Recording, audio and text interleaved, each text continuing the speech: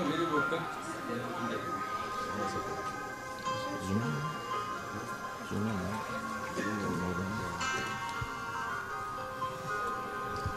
Anyway, this is like the introduction, meaning I would love to deal with specific arguments, the ton of it. And you know, I already taught this before and realized that I need to do that. I'm going to open up a lot of kind of rooms, and then next course I do with it. And then I had some people like, no, right now, because like, you don't know these flowers, and like, I don't know. And so, last chapter, I have, it's the largest chapter, and I'm not starting yet. And I do mention 4 specific problems as an example of the 4 types of attacks or assault on Christian faith. So I'm going to give everything for that. But before we get there, I'm going to, okay, well, let me come to this. I'm going to start now. Okay, let's pray first, and then, Lord, thank you for this day.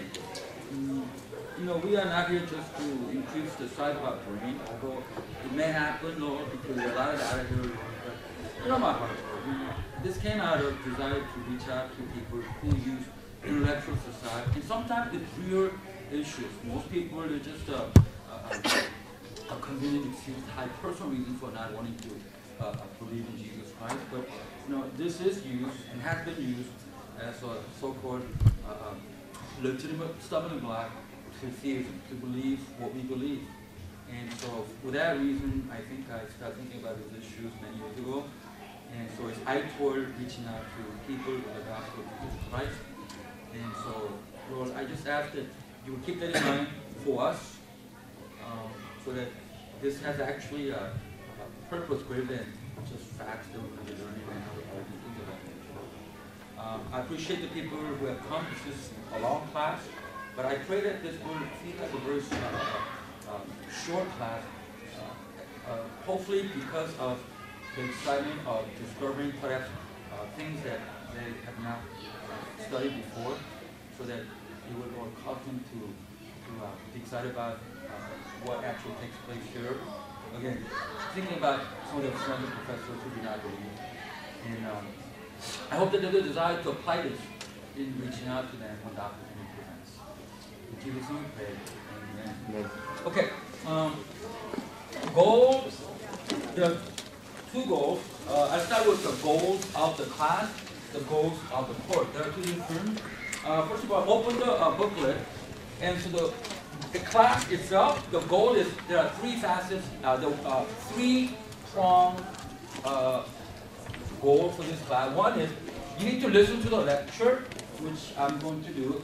Now, the difference between your notebook and my lecture is that I took out all the keywords out. I think it's effective that you have most of the comments so that you don't have to write them down. You can, if you have to write them down, but you only have to write down, like, observe the PowerPoint illustration, and then fill in the blank spaces. So all you have to do is, the goal of the class is fill in the blank spaces. That's not the goal of the course, but the class. Then most people like to do that, because I had another class where I had a review. There was a class appraisal done during and after, and there's like one person, I cannot keep up. Don't worry then, you do as much as you can, because tonight or tomorrow I will send you the whole teaching via email, so that you could actually, that's part of homework. You need to read it one more time, right? So if you want to actually write down the answer for then, well, you can do that too. So there's an option. But most people actually like to write things down, but not too much. So you will be limited to just 1 or 2 keywords in every sentence or every point that I'm going to make. So listen to a lecture, observe the PowerPoint illustration. Not every point has an illustration, most did it, so I want you to get the illustration to kind of like, so I have a, I mean, you know, a lot of people do this. I've been doing this for a long time, and I found this effective. 3-prong attack, listening, visual, and writing, to indicate what I'm saying deep inside of your brain. Hopefully that it will cause us to then know not only the facts, but also the reason why I present. So that's the goal of the class. The goals of the course, I will be discussing that a little later. Okay, weekly homework. The class presentation is structured differently than the book due to the lack of time to cover its entirety. So I'm going to go back and forth. So if I move around, I give you the page number, so you can just go there. So it won't be like that difficult. But I cannot teach this from chapter 1 to the end because I don't have time. So the way I present it is very different from the book. Okay. And the portion not covered will be sent to each student as an email attachment either today or tomorrow. So you need to fill in the blanks in your manual as you read it. For example, if I send you 3 pages worth of comments that I'm not going to address, then I'm going to send the entire teaching, but I'm going to make a note that page 2 to 5 I didn't cover, so you read that and then fill in the blank. And then you read the entire manual, not the entire manual, but the entire section I'm going to cover today once. So you're going to be reading this twice, with me here and then at home. So the portion that I'm not going to cover, you fill that first. And it won't take like 10 minutes, not much time. 10 minutes, 15 minutes, depending on how much I don't cover. And then read the whole thing one more time. Why? Because there's homework. Each week you will be assigned to respond to several questions in the less discussed boxes. Now, it's not the first page, but there are 29 boxes throughout the book, and each box may have 1 to 4 questions. So I need you to answer. For example, let's discuss 1. How does 1 Peter 5:8 fit in with what Dawkins, Pedro, and Ehrman are trying to accomplish? Now, we're not going to cover that today, but anyway, so you need to work out those issues as part of your homework. Sometimes you're going to have about 10 questions, 15 questions, and it's part of the learning process and in light of what we discussed here. Now, I've done this kind of work, like worksheet or whatever. Questions without answers, and I always wonder, in this case, since you're going to come to class, but I won't have time to cover all the questions either, so each class I will cover 1 or 2 questions. The rest, the answers are actually found in page 87 to 92. So if you have no idea, then you can go there and see what I'm thinking. Okay? That doesn't mean that it's an exhaustive answer, but you at least know what I'm thinking when I give those kind of questions. Some are pretty simple, some are more complex. For example, you can find out as you go. So anyway, you have my answers, but don't go there first, okay? I mean, you're not going to learn anything if you just, first thing you do is, what did he think? And then write down. I mean, why do you do that then? So think about, so you may come up with better answers than mine, because some of these are open-ended questions, so you can come up with better answers. At least you know what I'm thinking, if you have no idea how to answer some of these questions, okay?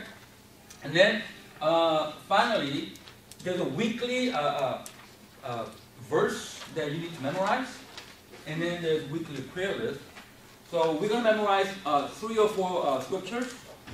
So the next coming week, I don't have time to ask all of you, but I'm going to ask a couple people. So you need to stand up and recite it.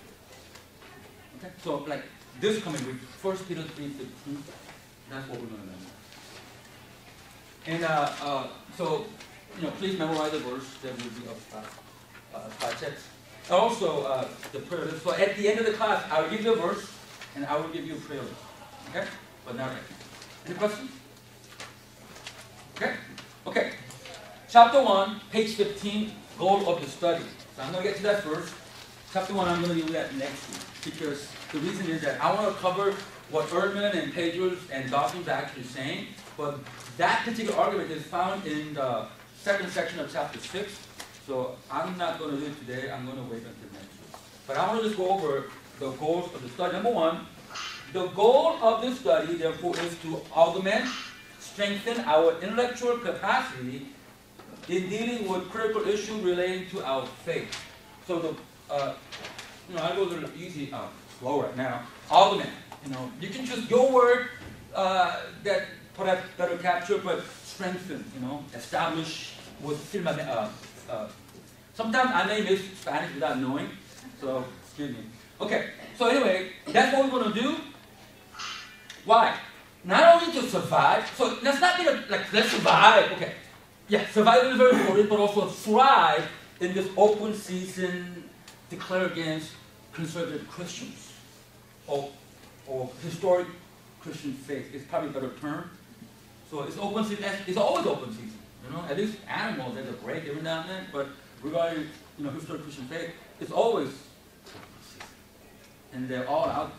You're paranoid. I'm not paranoid. It is true they all want to get at the historic Christian faith.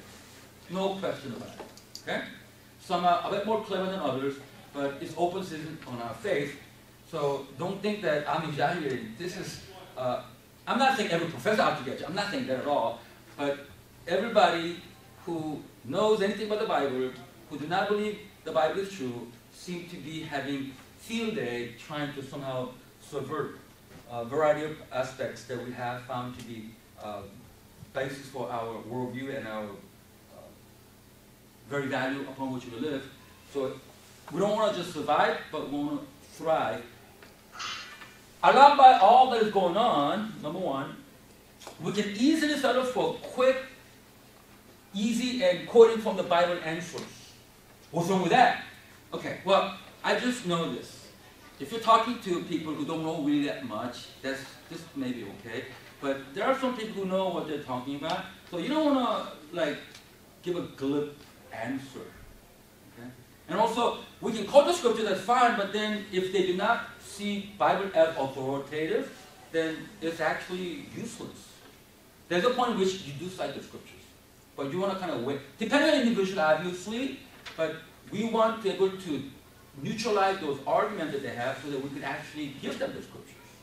You don't want to throw a pearl to a swine because they don't appreciate it. Okay, not always, but by and large. Okay, rule of thumb. And then, but in all that AMI does, and this is where I come in, I'm an AMI teaching pastor, so GCC being part of AMI, but in all that AMI does, whether it is church planting or missions to theologizing, we want to be grounded both to intellectual and spiritual traditions about the historic faith. And that should include apologetics as well. Okay, so we want to be grounded both intellectually and into intellectual and spiritual traditions of the historic faith. Because the Christian faith in the past was really led by the intellectuals of that time. Has always been like that. There has been a break in that tradition, unfortunately, but the best of the mind actually were theologians in the past. It has always been like that. Okay? But there has been a break, but we're coming back. Again, we're not talking about here just intellectual stuff. Obviously, GCC, there is obvious emphasis in prayer and all that, so I assume that we already know that. So this is in conjunction with spirituality, because the bottom line, you gotta have two things, spiritual formation and knowledge. They have to go hand in hand. I mean, you don't want to love without knowledge, and then you accept everybody. But then you got knowledge without love, then you reject everybody. So you don't want to do that. Love without knowledge with love. Okay, number two, thus, before engaging in hand-to-hand combat against specific charges against our faith, that's what I mean. I could just start out with that. Let's talk about why people hate, not hate, but why evangelicals are accepting Romney, because he's Mormon. Okay, let's talk about what Mormons teach. I got a whole teaching on that, but I'm not going to do that today. Because I want to set the groundwork for future studies, because I'm not going anywhere. So hopefully, I got all written down in Spanish. My wife is working really hard to translate. But, so, you know what I mean? I don't want to just get there. I could, but I don't want to. There's some groundwork that we need to set before we get there. But I will present this argument, no doubt, but as a way to explain the types of problems that we have, not just so we can engage in hand-to-hand combat.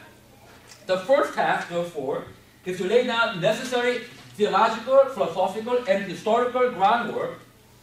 Okay? I just didn't come up with these three phrases because they sounded good, because that's what I'm going to be doing. Some you're going to be reading just at home. Like historical, if I don't have time, you're going to be reading at home. Theological, philosophical, and historical groundwork for apologetics before imparting a series of courses under that rubric. Without it, we are bound to engage in apologetics on a superficial level. We don't want to do apologetics just here yet. Okay?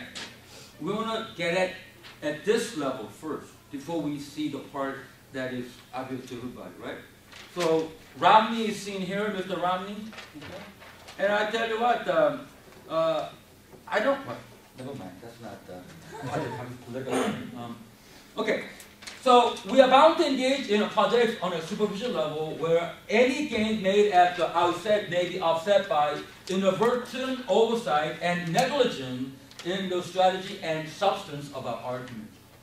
Okay, so you may win, but you may lose actually because if you don't have the groundwork done, there are some consistent, well-prepared atheists, agnostics, postmodern, who pull the rug under your feet and you go, I would never ever share again because I was so embarrassed. And that has happened to all of us, I'm sure. So it can either motivate you or you just bury your head in the sand. I will never ever go back. So those are the goals of the study. Structure-wise, it's not that important right now because I'm not going to follow this. The next two chapters, the first chapter, the biblical and historical premises for apologetics. Chapter 4 addresses reason versus faith. This one I'm going to cover entirely because it's very critical. What is reasonable faith as opposed to faith in reason and faith apart from reason. There are three ways in which we can work with faith on one side and reason on the other. Very critical that we have that groundwork done. Otherwise, we might actually be using stuff that's no good, or when I use the stuff that's actually helpful. And we have three models, so we're going to cover that entirety. That one I'm sure I'm going to use all the class time to do that. And also the moral science. And then chapter 5 deals with essential, non-essential doctrines in the context of what aberrant teaching should be targeted first. I'm going to cover that today. I wasn't covered in last class. I didn't cover this at all. But then somebody asked me, what about Pentecostals? What about the Methodists? I go, okay, then this is important. We have to know who our enemies are. When I see the word enemy, don't take it like, yeah, bad people, evil people. I'm not saying that. It's almost like metaphorical sense. Those opposed to historic Christian faith. That's what I'm talking about. Okay, so don't like let's go get a gun then and shoot them. It's not like that. Okay, so it's those opposed with their. I mean, 2 Corinthians 10:5, right? We demolish what arguments and every pretension that sets itself against the knowledge of God. So I'm talking about those who raise those kind of things, who raise their argument and pretension against the knowledge of God. So that's what I mean by enemy and opponents, okay? Again, being an atheist doesn't mean you're immoral. Being a Christian must mean you're moral. Look at Newt Gingrich. Okay? What came out today is not something that we just found out. We know about this guy, okay? I just shake my head that evangelical love this guy. I mean, where's life? So just because you're an atheist doesn't mean that you're immoral. I think Richard Dawkins probably is more moral than Newt Gingrich. Okay, so I'm not saying that at all. Okay. Okay, and then finally, last chapter analyzes 4 types of arguments typically utilized by the critics of Christian faith to discredit the faith. So I'll cover that. Okay, let's go to chapter 2, biblical premises for part of page 17. Okay, I realized that when I spoke to you a couple of weeks ago, I did address some of these issues, but I'll have to repeat some of the stuff since this is the book. So, biblical premises for apologetics. Number 1, although the word apologetic, singular, and jetics in plural form may sound very, very similar, right? I was very apologetic going. So, what does that mean? Are they synonyms? Not really, It's not like we're like, sorry, I'm a Christian. It's not like that. Apologetic certainly is not making apologies for being a Christian. Sorry that I checked my brain out the door to go to church. I mean, I know it's only for imbeciles, but I don't want to die and go to hell, so but anyway. It's not like that, right? That's what they think. You're weak, Nietzsche, you're weak. You're weak. God is dead. I mean, in other words, God was never, it's not like God was living and then had a cancer and died. That's not what it means. That we have arrived. We don't need that crutch. We face death with honor. I mean, anyway, we'll get to him, not this course, but next course. When used as a plural, and I got this from regular dictionary, American Heritage, when it's used as plural, then the branch of theology that deals with the defense and proof of Christianity. So defense and proof. Defense and proof. Defense because somebody looked at, why defend? Well, somebody's offending. So they will defend. How? With proof. Proof. I thought faith doesn't require proof. So the chapter on faith and reason is critical. Okay? Okay, what is then reasonable faith as opposed to faith apart from reason? Okay, such concept actually found in 1 Peter 3:15, the verse that you're going to memorize. Let's all read together. But in your heart, set apart Christ as Lord. So this is good. Okay, this is part of this verse. Okay, now Christ is Lord. Okay, you sure? Yes, He's Lord. He governs my life. Okay, now, having settled that issue, now always be prepared. What? To give an answer to everyone who asks you to give the reason for the hope that you have. So it doesn't say, always be able to give a testimony. Always be able to give faith. But no, answer to everyone who asks you to give the reason for the hope that you have. Here the answer and reason, we're going to find out what the Greek word is. It's the same word. So you can either come out with the word answer, reason, defense, like NASB use word defense. You know, so this is the probably the most clear passage that actually delineates the need for apologetic when people ask, so why do you have hope? Why do you believe? Why do you thief? I mean, why aren't you evolutionists? Why aren't you for homosexuality? What are your reasons? Of course, media helped us a lot. You know, those who oppose homosexuality. And then, so, the imbecile, rustic, the hardly ever went to school, never college. And once you pick that up, oh, I guess I shouldn't be that vocal about what I believe. Otherwise, they think I'm stupid, idiot, or both. So, anyway, we want to be giving cogent answers. Cogent answers. And sometimes you don't begin with citing scriptures. It kills me when people, when they articulate why the Bible is against homosexuality, they start from the Old Testament. Wrong strategy. Then I know where they're going to go. And when they do, then most people don't have any answer. Like, what? And we'll cover that. I was asked to do this stuff in February when we have seminar. So I'll cover that then. Okay. First, number 8, letter 8. First, let's get the historical context in which 1 Peter was written. Okay, this is the historical context to 1 Peter because that's where we find the verse. Okay, written around the time of Nero, 54-68 was his reign. He died very young.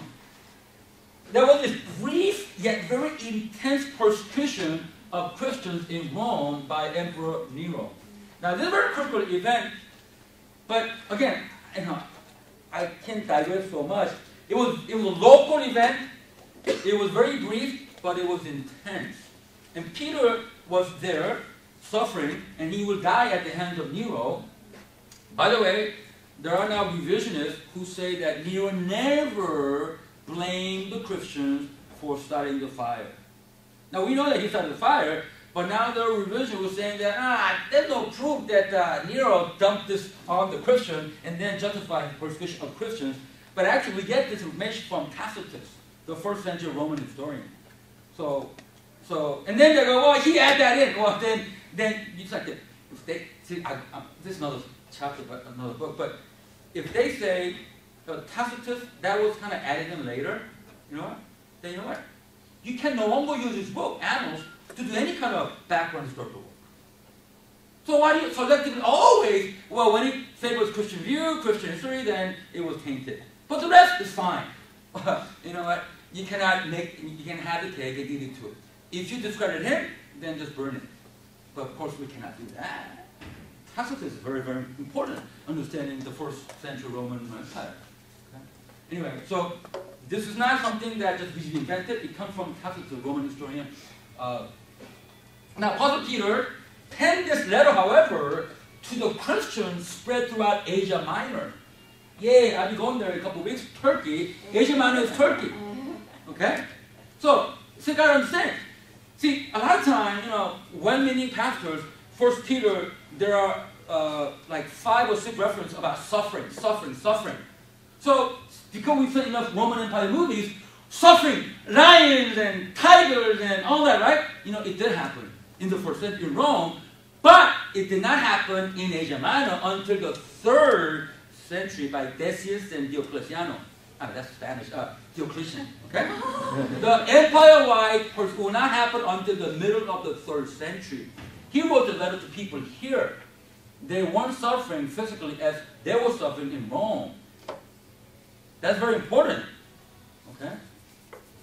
Why is that important?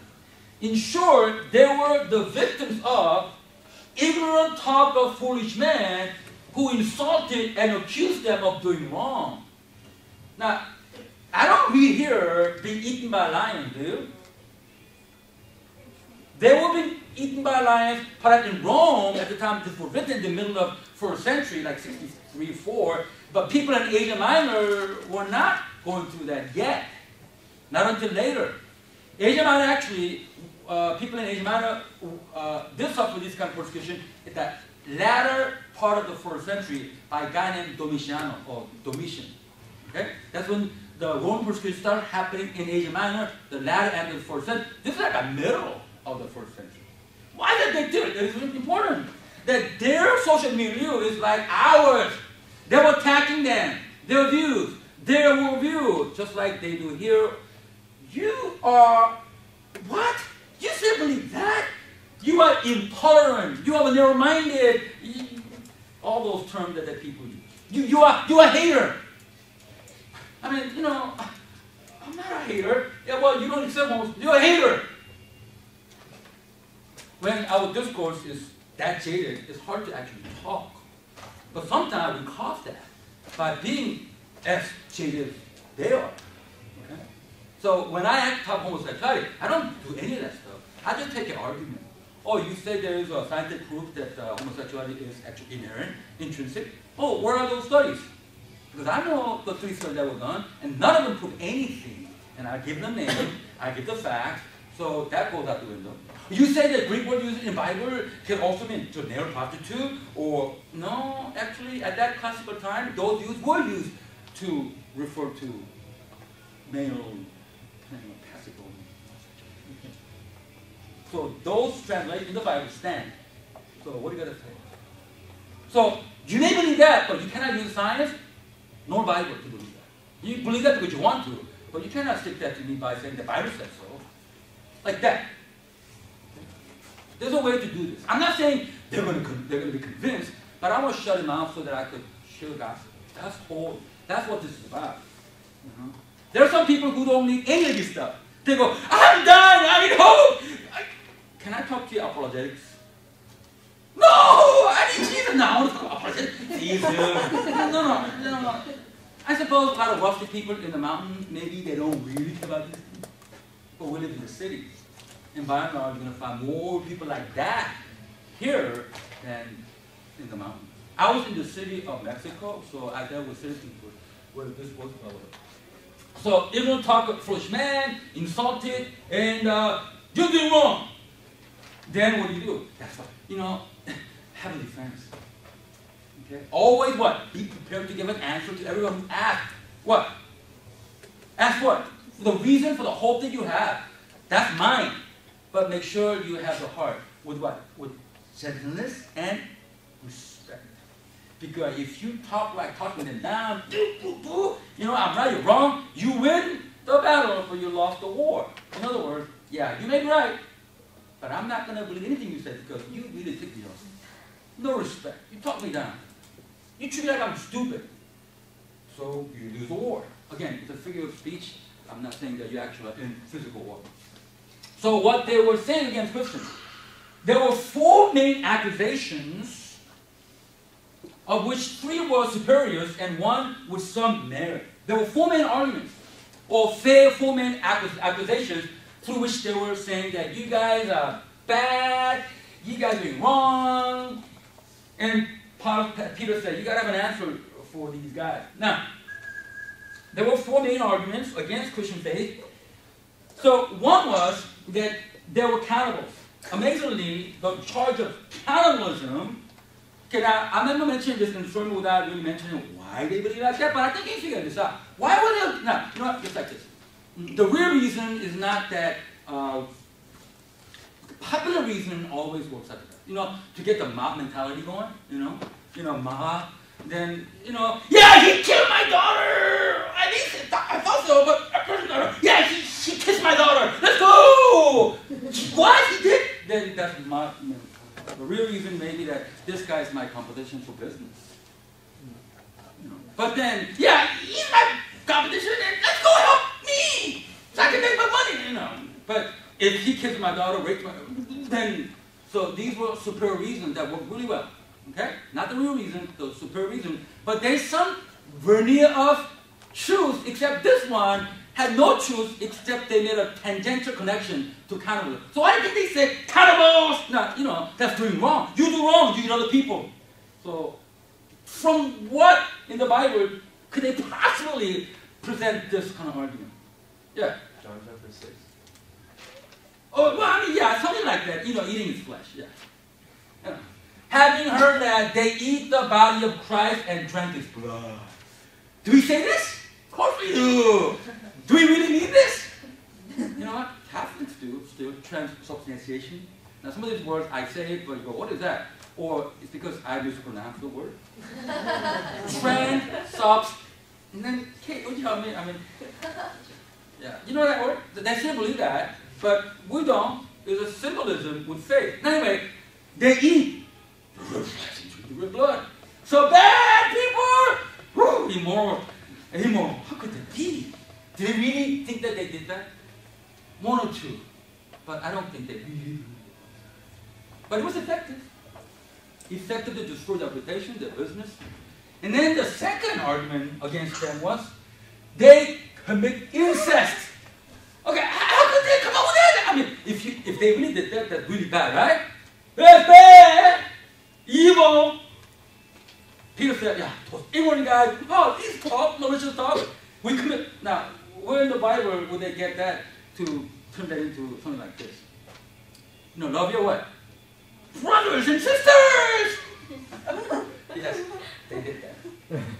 And you guys love your brothers and sisters. It was very fair.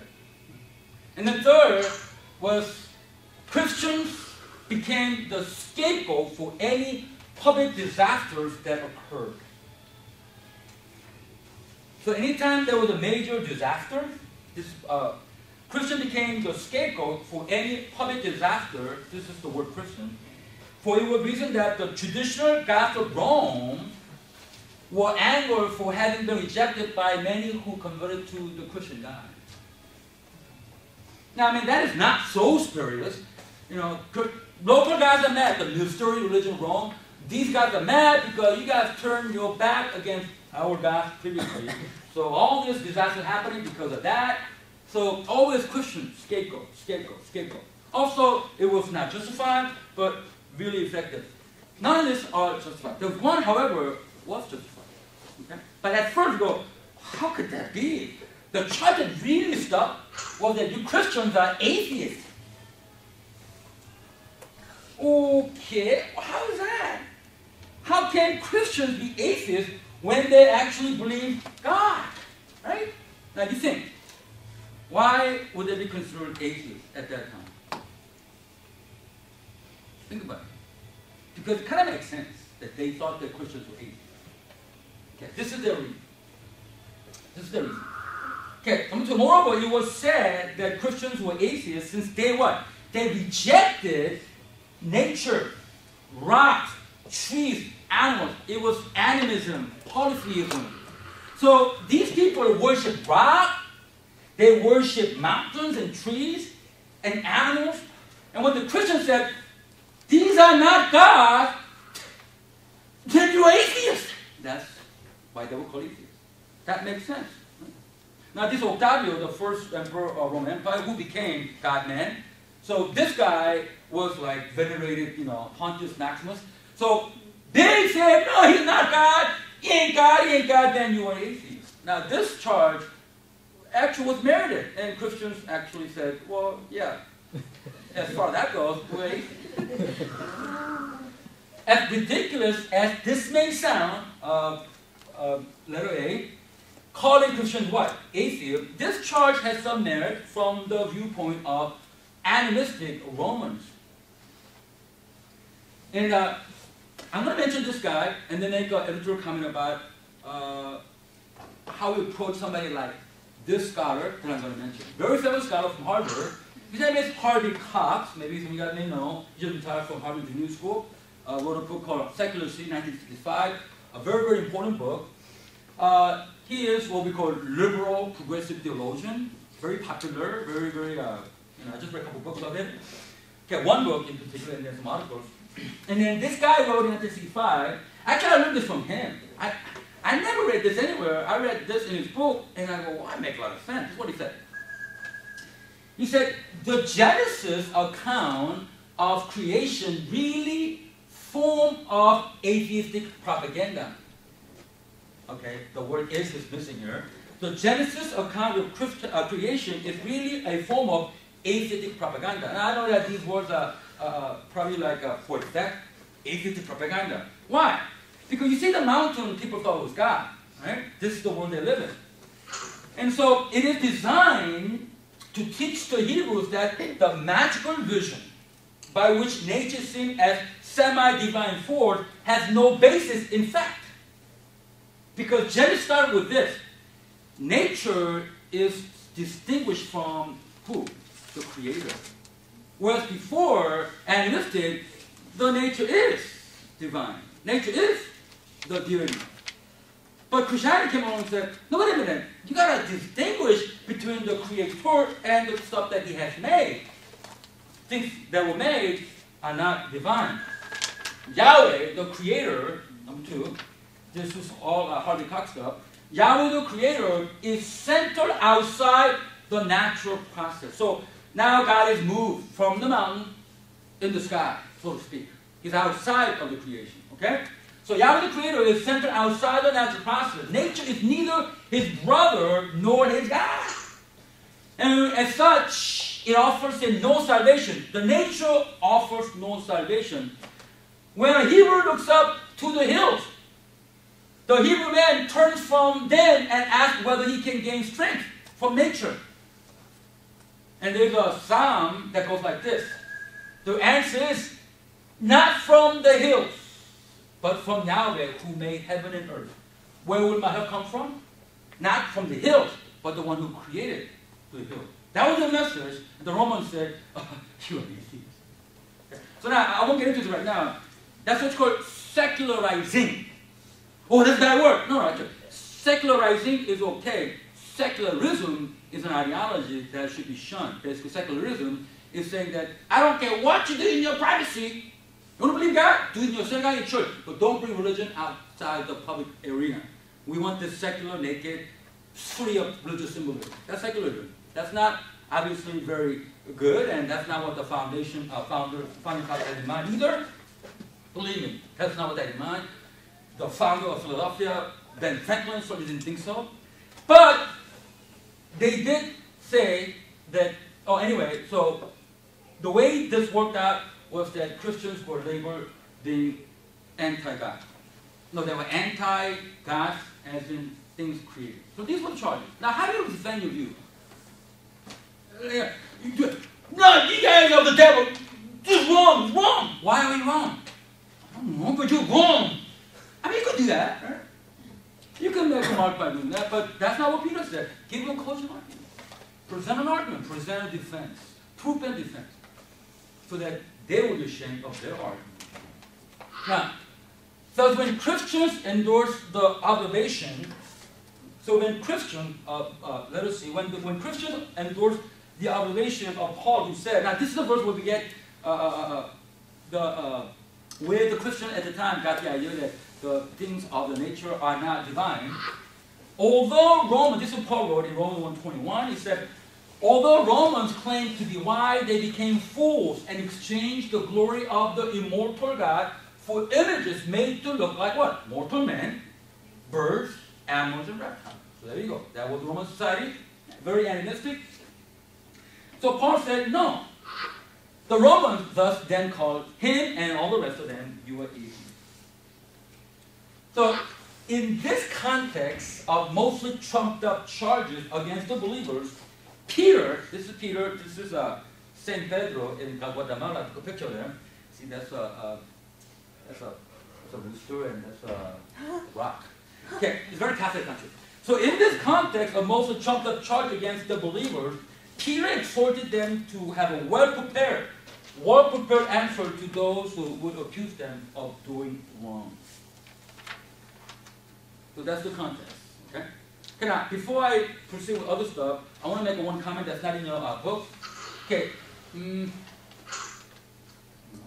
Okay. This is Dr. Harvey Kahn, still alive, retired from Harvard Divinity School. Okay. I think I need to make this comment. One is, you need to be careful when consulting their work, because typically they break from the historical Christian faith. Not typically, always. But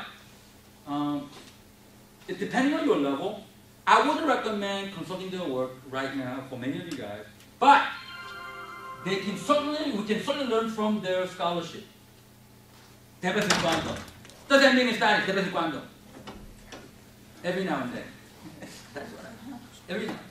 So, you know, when I studied for my PhD, I did postmodernism. I couldn't learn much from, well, I couldn't say it, but I had to learn from people outside my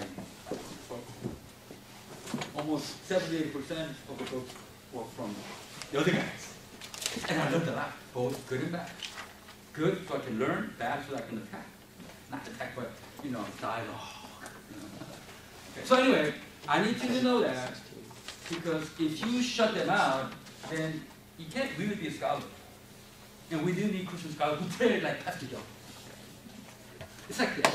You pray like that, and you do what I do, or not I, but you do what you should do. I don't have an example of this. Then we could be used by Him in a strategic way, so that we can gain people that we're not supposed to get. Like I said, we're getting people we're supposed to get. How about people we're not supposed to get? And if you just focus on this, then you may not really like to get anybody, because you just want to learn and study all the time. That's why you think about what this ministry is, the focus on basics, prayer and fast. So it's very critical. But then you want to attach wheels, like what I'm going to present, so that we go somewhere to win people that we're not supposed to get. And there are a lot of them out there in the city, any city. Right? Okay, so anyway, I just want to make a comment so that you do not deny the scholars out there outside our Christian. Okay? But be careful, because most of them do not share our view on historic faith of Christianity. So right now, I would say take it easy, but if you get more serious, in other words, right now, secondary sources by Christians. I'm a Christian, so I'm your secondary source. Right now, I hardly read secondary Christian sources. For a while now, I just read primary. Them. I read them. I want to know them, their own writings. But with caution, because they are not that stupid. And you know what? I always remember saying to myself, I can learn a lot from Dawkins. I learned so much about evolution reading his books. I mean, he tells it like it is, and he's very good. I mean, he's very smart, right? And then I find his errors. And I relax. You do that too? You evolutionist fundamentalist. That's what it is. And I'm going to show you, in a way, so clear from this book, the error that he made, that he doesn't know what it meant. Okay. The one reason, now we were,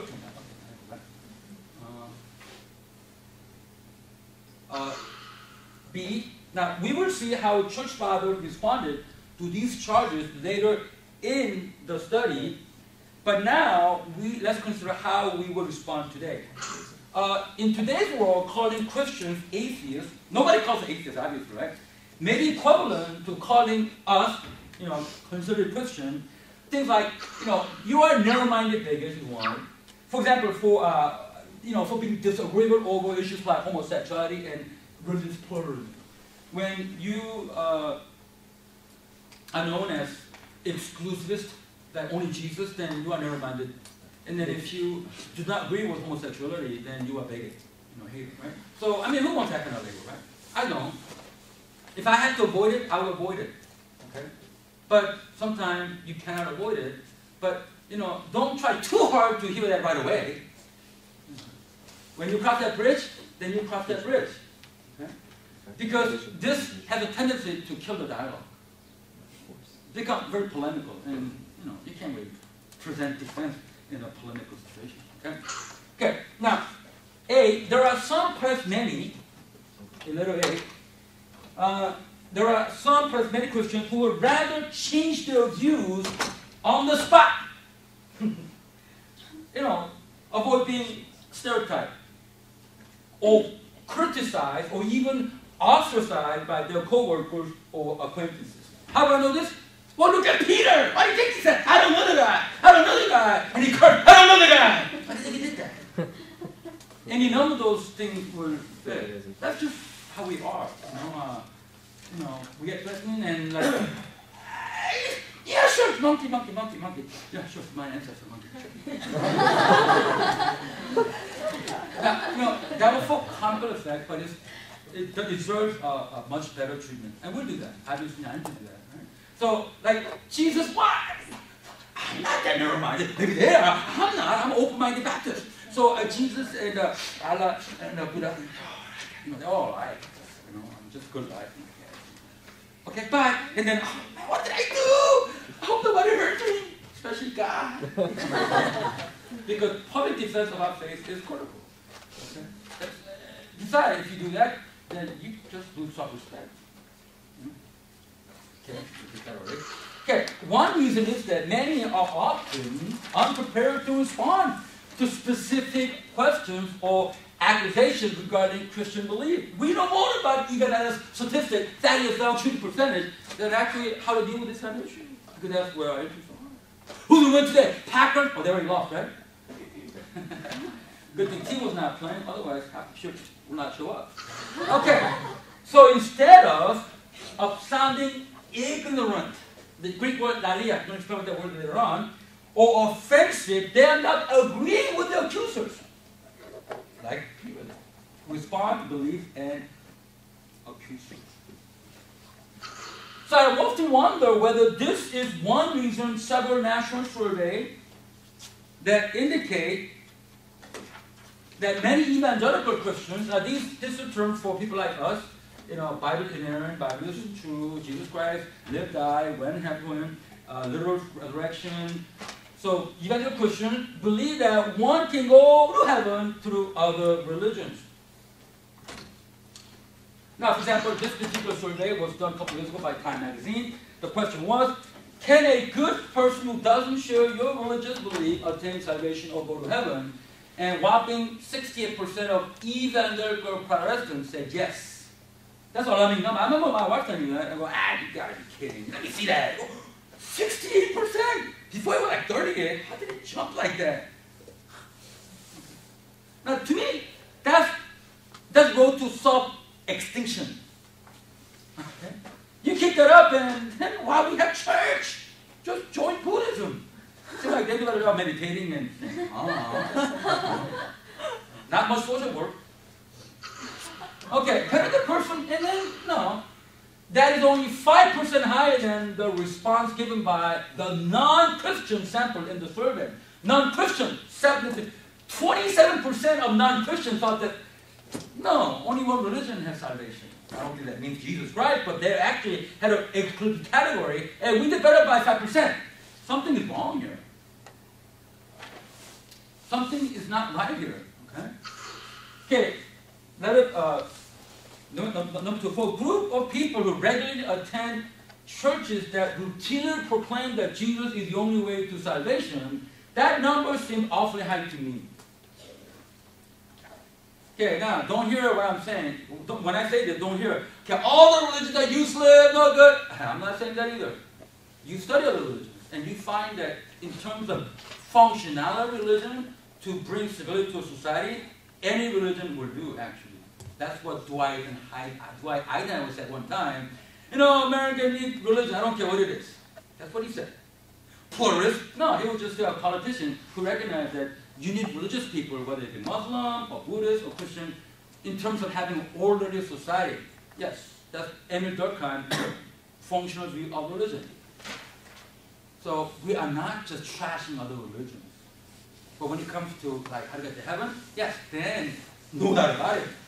Jesus says, I'm the only way, the truth, and life. And, you know,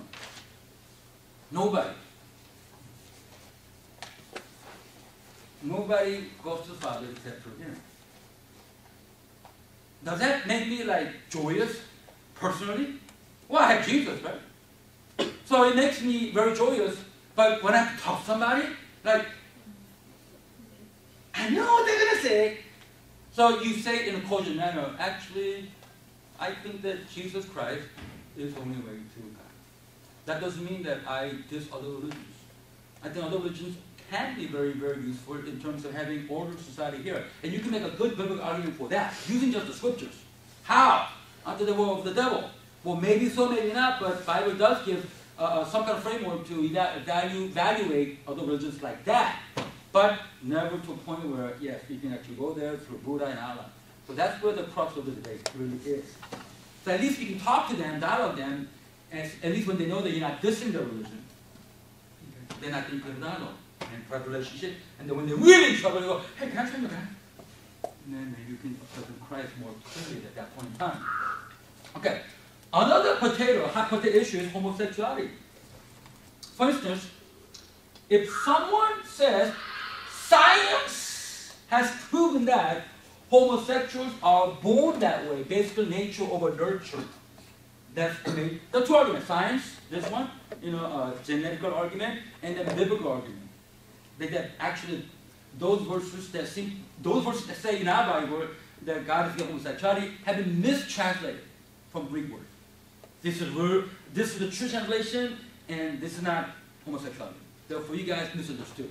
Those are two main arguments, okay? And I'll cover that when the time comes. So, like, what are you going to say? Because, basically, if you don't agree with them, you're a hater. Okay, would you know how to respond to that other than perhaps quote scriptures? Especially with the Old Testament. The stoning, homosexuals. You do that, then it's already cooked. You can't go any further. And then they go, do you also do that to rebellious son? Do you do that to people who eat shrimp? Because it's in the same chapter, same book. And then you're toasted then. Well, no. Then it's very arbitrary, isn't it? You pick and choose. Pick and choose religion. What? And then half the people don't even know that those things are in Leviticus. Then you just dug your own grave. How can I get out from there? There are ways to do that. Easy ways. But you don't start with the Old Testament. I mean, personally, you can start if you have a better way, but I wouldn't start with the Old Testament. I would go back to the Old Testament eventually, but not from the Old, because there's plenty of verses in the New Testament to do that. Okay. Admittedly, the exclusivity of Christ in a position not in favor of homosexuality, but not against the homosexuals, okay? You know the difference, right? Are difficult matters to defend in a postmodern setting, obviously. Now, I'm going to cover footnote 23 for now. Okay, for example, there have been 2 or 3 experiments. It's in the footnote, page of 18. At least 3, because after that, nobody tries anymore, because it's impossible to prove a genetic base for homosexuality. Anyway, the one that was conducted by a scientist from Harvard, this man, Simon LeVay, Harvard neuroscientist, and also a homosexual man, he claimed that the hypothalamus of homosexuals were actually smaller than heterosexuals. Therefore, physiology, physical basis for homosexuality. Okay? And that was the first time that anybody came up with any kind of physical basis for people being different in their sexuality. Okay? Now, we will look into this more if you come to my class in February. But you see, the problem is that his samples for gay men, all of whom died from AIDS, turned out to be unreliable since this disease affects the side of the brain at the latter end of AIDS. So it doesn't really establish cause and effect. So it's smaller. It is smaller. He said it's smaller. We believe him. But was it caused by the disease? Or was it there before the disease? And you know what he said? I don't know. What are you trying to do, man? But I remember, media never said that. They just said that they found the basis. Okay? I'm just saying, you may believe it is okay, but not based on some alleged scientific basis. There were 3 attempts. And I don't think anybody has tried anymore, because it's impossible. You know how to do this?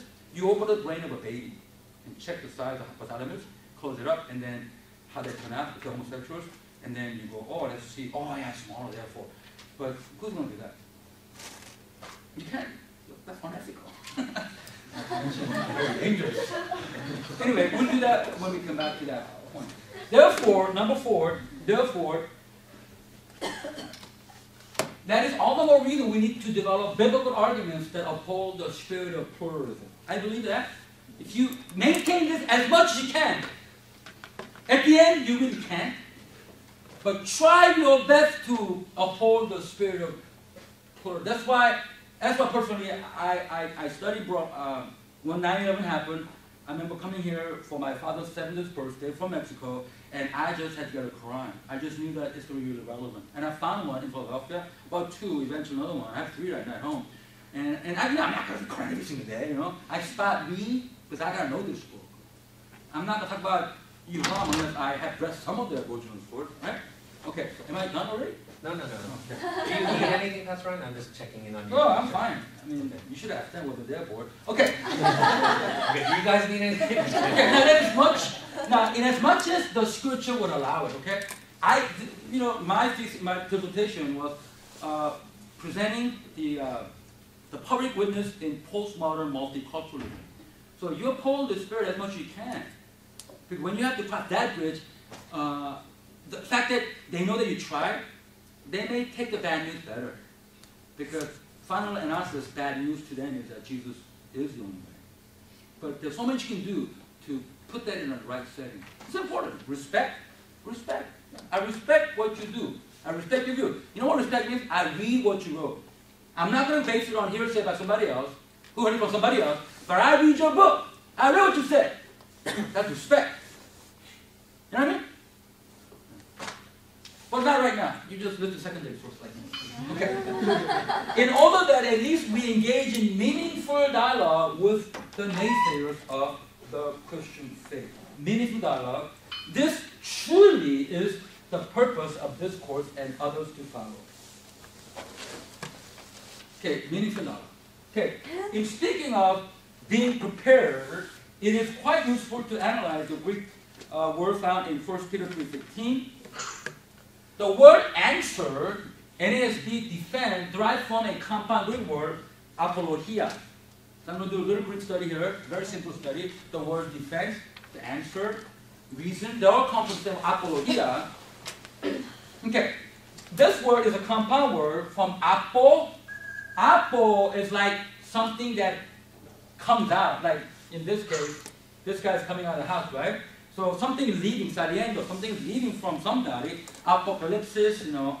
The Greek word preposition apo, when used as prefix, it is a sense of moving away. Moving away. Come on, man, move away, move away. What is it? It's not moving away. Okay, moving away, moving away. Okay, right there. Okay, doesn't matter. Okay, number 2.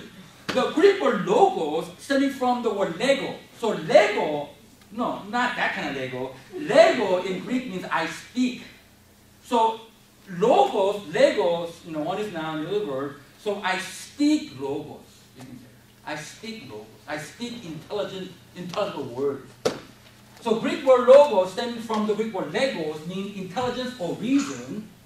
Thus, it can be said that logos is the word as the expression of the intelligence. So it's not just word like a, noun, but it's a word, but it reflects what? That intelligence. You speak that which represents intelligence. Not lalia. Not lalia, the book that I read said it's always, but it's not always. I read laleo, lalia. Sometimes, most times it's like I speak, like lego, no real substantial difference. But sometimes laleo in Greek means actually animal sound. That's why you heard the horse hit. Oh, that's why I did that.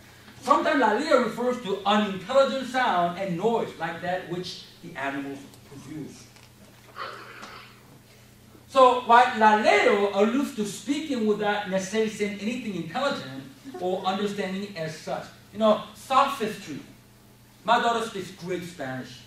But I tell you what, she had the accent down in first couple years. She's a fourth sister at UVA.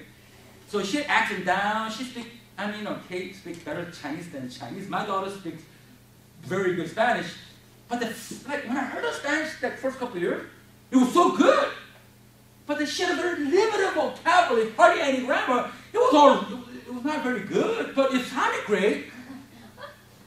You could actually fool you, like, because she had the accent down. Whereas if I talk to native Mexican, there are a few words, like I say,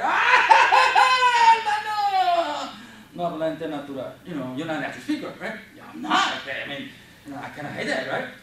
Yeah, that's what I think. You sound great, but then there's no substance. You know? Glib. I think that's the word, glib.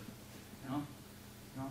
And like, so we don't want to do la leo. You know, we don't want to speak without necessarily saying anything intelligent. You know. And my daughter said, you know, Dad, if you want really sound like you speak really Spanish really well, use a word like pues, pues. That really sounds like Spanish, pues. She said that one time. Just use a lot of pues, es que, you know. Okay, a practical question. What would come out of your mouth when atheists, agnostic, or religious pluralists ask you, hey, why are you a Christian? Being an intelligent person. I mean, you know, you graduate from schools here, Buchanan, Drexel, and Temple, and then you're a college graduate, huh? And you're why are you a Christian being an intelligent person? In other words, intelligent person wouldn't be a theist. This question was asked by this man. Oh, well, before I talk about this man, now here, logos. Would logos come out? Intelligent and reasonable words surface in our response so as to present an effective and articulate defense? Is that what's going to come out? Or it's like this. Instead of that, will we sound like animals, rambling, ranting, and repeating ourselves? So that's lalia or logos. Now, this question, why are you a Christian being an intelligent person, was asked by this guy. This is Dawkins of the previous generation. Much nicer version, actually, Carl Sagan. Okay, I don't know if you have seen this video series. Really like an epoch-making series by PBS. Carl Sagan, he passed away. So in this particular article I read about, that was about him, he asked a believing woman this question. I guess she was a scientist. And so, why are you a Christian, being so intelligent person? The great astronomer Carl Sagan, claiming to be an agnostic to his dying breath, to a friend who was a believer, you know, how do you think she responded? She had a great response. I loved it. I remember it. I thought, wow, this is a good response. She just very terse response, but it was enough to shut his mouth. So he said, why you believer being so intelligent? She said, well, Carl, why don't you believe being an intelligent person? You got it? She turned it around. You think that, you know, being intelligent and believing do not correlate? I say to you that if you're so intelligent, why don't you believe? Because they correlate. You think I'm dumb? You're not dumb. I'm smart, right? But you have a problem with me being a believer. I say to you, I have a problem with you being an atheist or agnostic, being smart. In other words, if you're smart, you'll believe. That's what she ended up thinking. The brevity of this answer belies a very powerful logos, reason for believing. It's very brief, right? But it's powerful. You know, who said that verbosity is actually a sign of intelligence? You know, this is a church saying, but it captures the essence of, you know what? Belief in God is quite rational.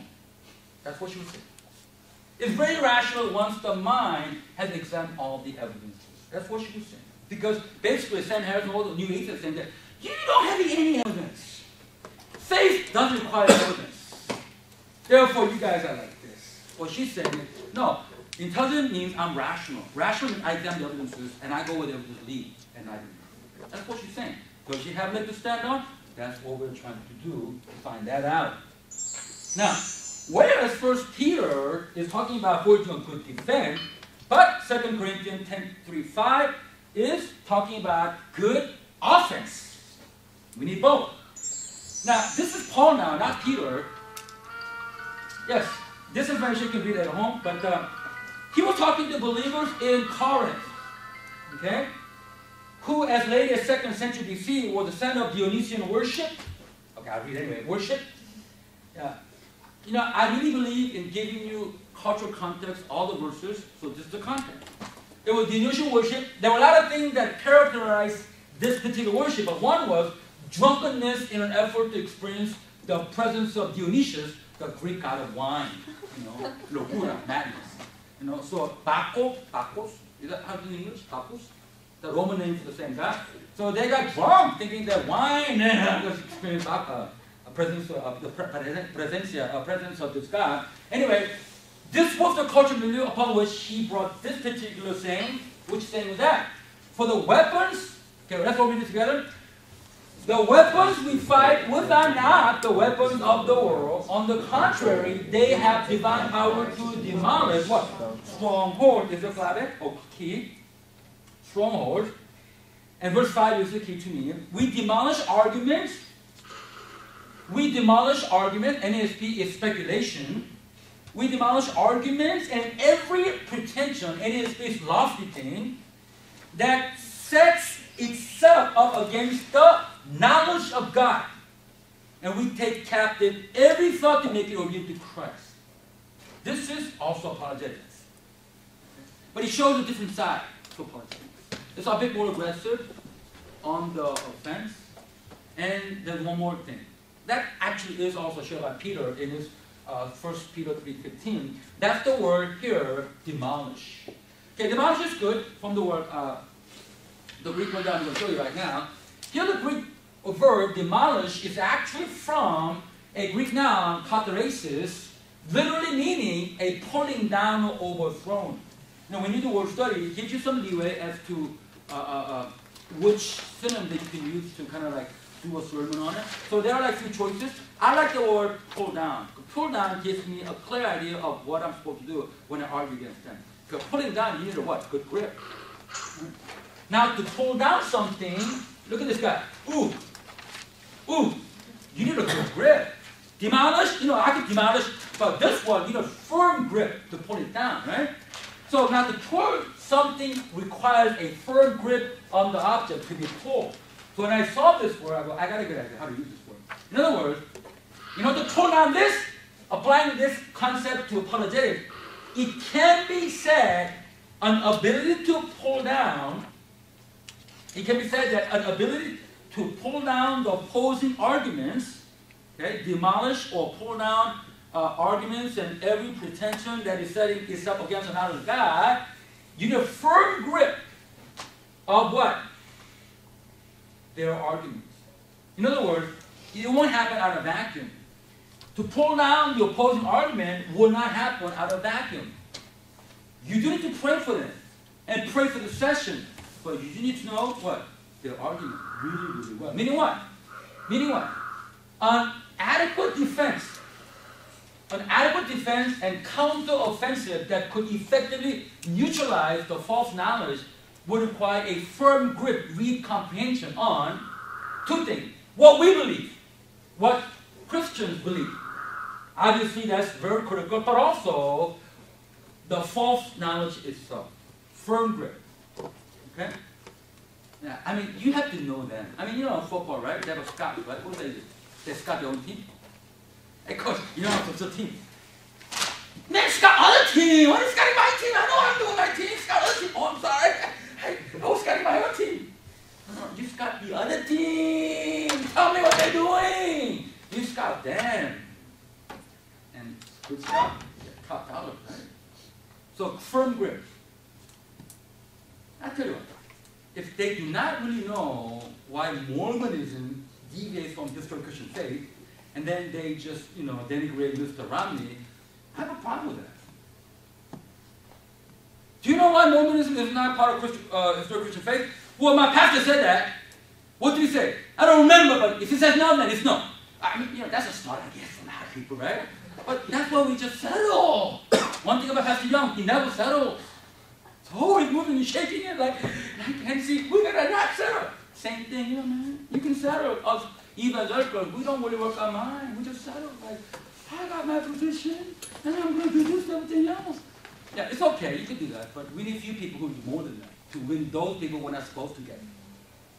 So it's not for everybody. Understand that. But there are other things we need to focus on. There's a prayer, good words, all those good things. We can't really be a jack of all trades, I suppose. But this needs a bit more work here so that we can win those kind of people. So, firm, I like this. Catharsis, demolish. I like the word pull down. Pull it down. How do you pull this down without a firm grip? How can I pull it down? The other one? Okay, a lot of hard work here. Firm grip. What you believe and what they believe. Okay. Relax a little bit. Okay. If you have any questions, my email address, okay, somehow I didn't make it here, is C, Charlie, R as in red, Y as in yellow, U as in under, N as in Nancy, okay, number 2, crying2@yahoo.com. I'm finally on Facebook, still don't know what I'm doing, but, so if you give me a question, then unless you tell me, just write me the answer, not everybody else. But I'm going to publish to everybody so you can read it. That's what I did in the other class. So you have to indicate to me that just send me the answer, not to everybody else. Because I think a couple of people are embarrassed by the question. What is God? So, but I would like to do a community study. So if you have a question, write to me. And then at the end, I'll give you a couple minutes to respond. But, I should have said it earlier. If you don't know the terminology I'm using, you should raise your hand and ask me to explain it. That one I'm going to do. But let's talk about evolution right now. No, wait, I'm not going to be distracted like that. But if you have a question, then write to me. Okay? And I'll put it in my Facebook and you can get at it. But if you have a question about terminology, then you should raise your hand. Is it clear? I should have said that earlier. Okay. Page 53. This is chapter 5.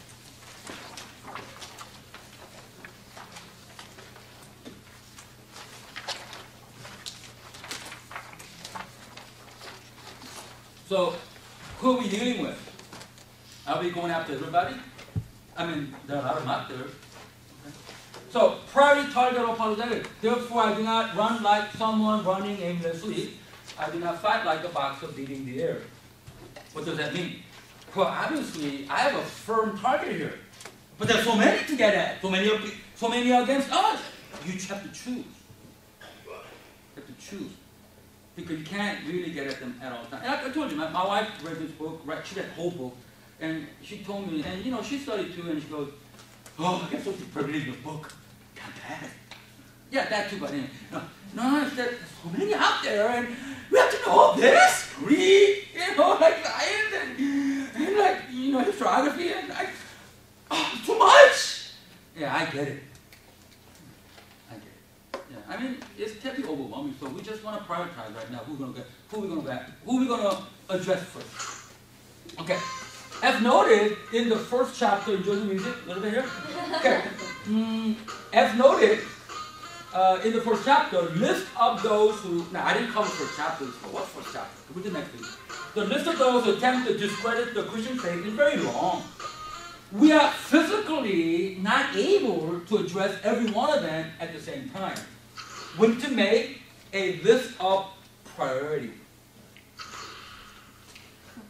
It is a question of whom we should go go after first in the midst of seemingly endless opposing arguments. Like we just read, 1 Corinthians 1:26 says, we should neither be aimless, not beating the air in choosing whom to respond first. For some Christians, their favorite target is other Christian groups over minor differences in view of the grand scheme of things. I mean, this is a classic one. Rapture, no rapture. That's all we do. Just intra-squabbling. I hate that. I have a course called Comparative Systematic Theology. Really long course where we do all of this.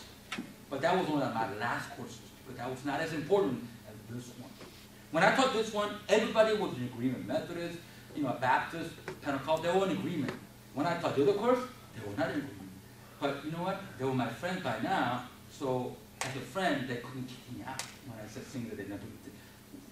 Two Pentecostals, well, I get to that some other time. Okay, number 2.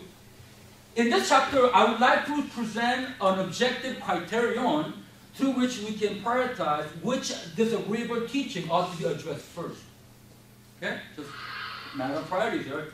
This is an important question to raise, particularly at the personal level, because any attempt to seriously address this concern will consume your time and money, books, drain our resources, such as time needed to investigate and money to buy books or e-books.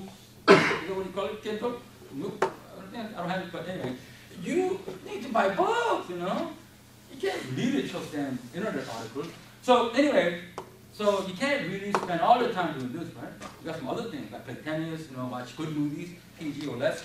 Anyway. Oh, you're not my gift, I'm sorry. Okay, okay, so what constitutes essential doctrine? Well, what is that?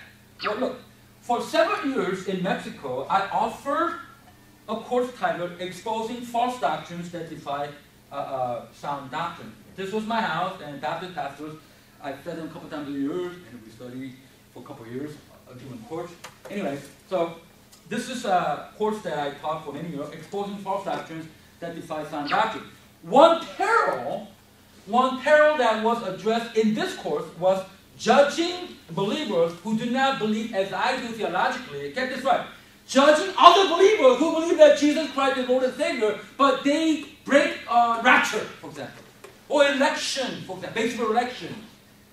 Or as if they were Joseph Smith, or Nick Romney, you know, Mormon Church, or Teddy Russell, founder of Jehovah's Witnesses.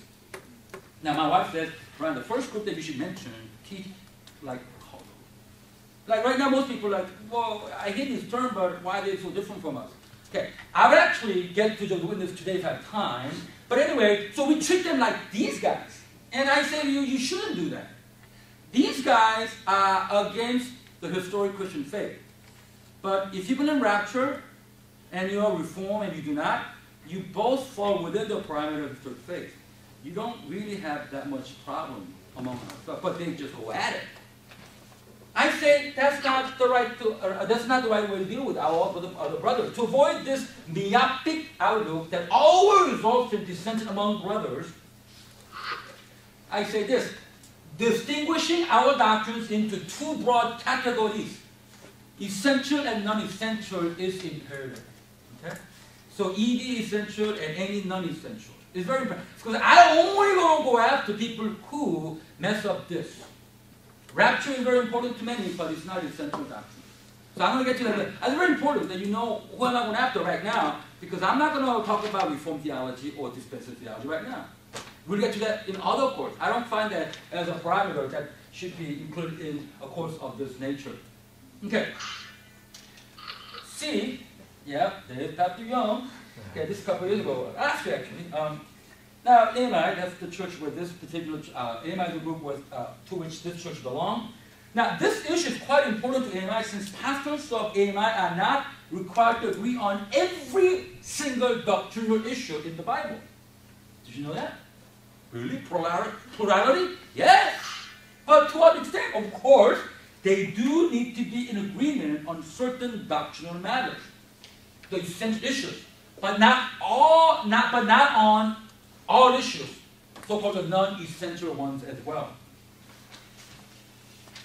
Now, this is very unique situation.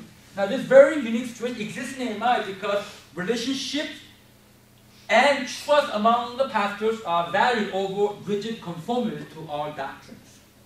I think it's very refreshing. It's hard to do. I'm sure there's still a work in process, but the work in progress, that is. But this is the idea that these guys have in forming this particular movement. Okay, the question is, for not all doctrines are alike in importance. They're important, but they're not alike in essentiality. So the question then is, what constitutes the essential doctrines of the Christian faith? Essential doctrines? Okay. The Bible addresses many important things. Holy life. Taking care of poor. And then you ready for this one? Yeah. Even taking care of the environment. But not as ideology. Yeah, we should take care of the environment, but not as like ideology, like another religion. But the primary reason Jesus died and then resurrected was to redeem sinners scattered among all the nations so that they can partake in God's eternal life beginning from now. You can put it any other way you want, but the essential thing is that Jesus died so that he can redeem us spiritually, not only people in Philadelphia, but all over the world, nations. I think that's the crux. So you got other things. So, any teaching, now, look at this salvation. So, any teaching that nullifies that possibility of salvation would be considered a matter of life and death. You touch salvation, then it's a matter of life and death is essential. Okay, now, okay, I get that, but what still makes up this essential doctrines? Which obviously becomes an essential matter. For the sake of illustration, the essential doctrines can be likened to a car's engine. For without it, the car is completely useless as a means of transportation. Muffler, believe me, half the cars in Mexico do not have mufflers, but they go because it's not essential. I look at some Mexican cars, there are no parts. Like, how does this thing move? Engine. You lose engine, there's a toy. So we do have essential aspects of a car, and it's not essential important. It'd be nice to have a muffler, you know, but you could actually go, you know, some distance without it. A lot of distance. So that would be one quick way to like distinguish non-essential and essential doctrines. That's the analogy. Let's get into biblical substance. In the same way, the essential doctrines are those Christian beliefs that touch on the theme of salvation. Look at this illustration, right?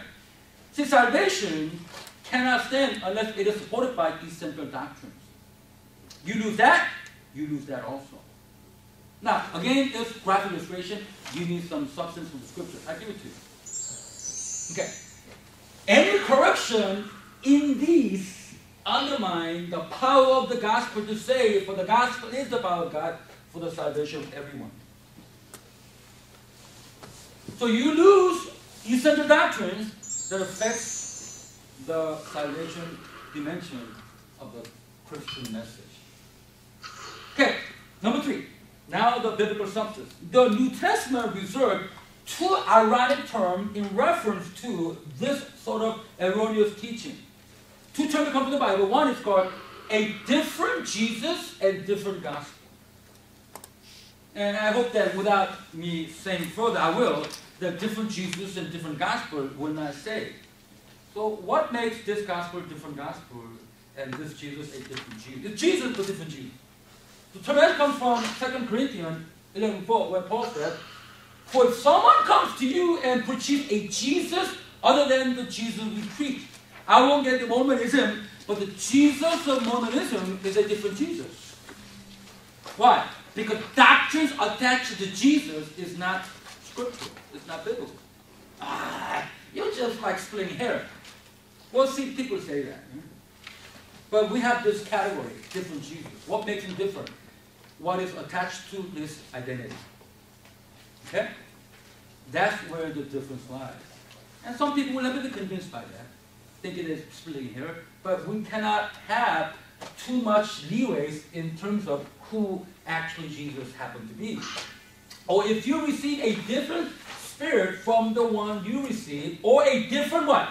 Gospel from the one you accepted, you put up with it easily enough. Okay, preaches and spirit. Now, number 1. Now, it is worth noting, now this is a cover of a Spanish book, New Age Jesus. Wow, he looks like really like esoteric, radiant with light. All right, it is worth noting that a gospel that preaches a different Jesus, likely referring to erring on his nature, his life and work, is not the true gospel. New Age Jesus learned his trick in India, learning from a guru. Popular knowledge among New Agers in the 80s and 90s. He surely looked like one of them gurus in India. All right, when you start messing up things like that, then you begin to have a different Jesus. Now, what this implies, number 2, the essential doctrines not only take account of redemptive events, virgin birth, crucifixion, resurrection, pertinent to salvation. Okay? So it's not only pertinent to event itself, but also include the nature of the 3 persons in the Trinity. I'm going to get a question too about this. How come then we never talk about it if it's so important? I mean, that's fault of us, not bring this up constantly. God is spirit. Jesus, being divine, is of the flesh. And the Holy Spirit is a person. These are essential. That you deviate from this, you lose gospel. So you have to know what belies gospel and Jesus, not only the event, but who Jesus Christ is, part of the Trinity. This is, you notice I kept using the term historic Christian faith. In other words, this is not something we cooked up yesterday. It comes from the original church in the scriptures. That's why we keep using historic Christian faith. Okay? Well, you mean from Luther? No, don't do that either. Luther just reinvented. It was lost for a while, but it all came out of the early church. And officially promulgated in the church council from the 3rd, 4th, and 5th century, which we'll cover in later course. Now, as to which false teaching in Corinth provoked Paul to utter these tough words is quite unclear to me. Okay? We're not quite sure.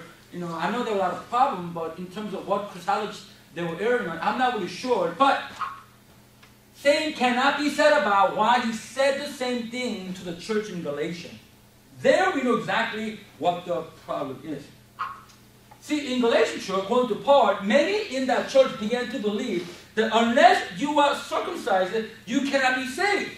And if you're thinking Christian, you say, why is that wrong? Isn't circumcision from God? This is a very good text to talk to Mariology, or people who believe Mary is the daughter along with Jesus Christ. Because they say, well, Mary's from God. So how could something from God could be bad? You had Jesus and Mary, and you got double bonus.